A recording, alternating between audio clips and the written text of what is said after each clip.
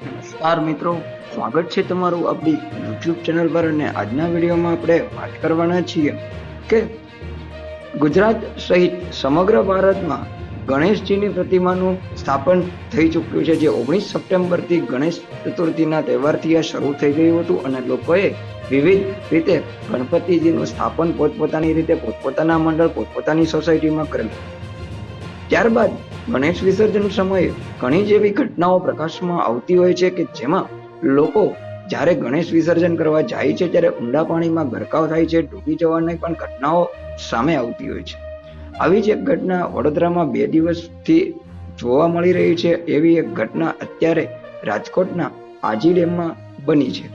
રાજકોટના આજી ડેમમાં જ્યારે ત્યાં નજીકની મણિનગર સોસાયટીની અંદર એક મંડળ કે જે ગણેશની પ્રતિમાનું જ્યારે વિસર્જન કરવા માટે આજી ડેમમાં ઉતર્યા હતા ત્યારે તેઓ 3 લોકો આ ગણેશજીની પ્રતિમા લઈને ઊંડા પાણીમાં વિસર્જન માટે જતા હતા.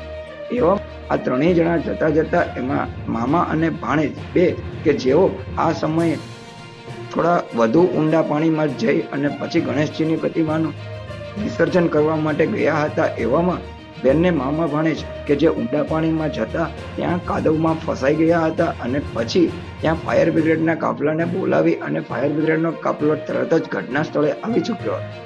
ભારે શોધખોળના અંતે આ મામા અને ભાણેજને ઊંડા કાદવમાંથી ગરકાવ થયેલા હતા ત્યાંથી બહાર કાઢવામાં આવ્યા છે અને પછી તેમનું પોસ્ટમોર્ટમ માટે નજીકની હોસ્પિટલમાં મોકલવામાં આવ્યા.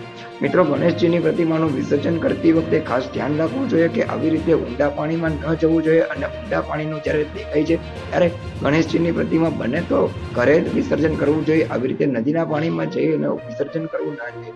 મિત્રો, આવા જ વિડીયો આપણી ચેનલ ઉપર હરમેશ પ્રસારિત થતા હોય છે. જો તમને આપણી ચેનલ પરના વિડીયો પસંદ હોય તો આપણી ચેનલના વિડીયોને લાઈક કરો, તમારા મિત્રો સુધી શેર કરો.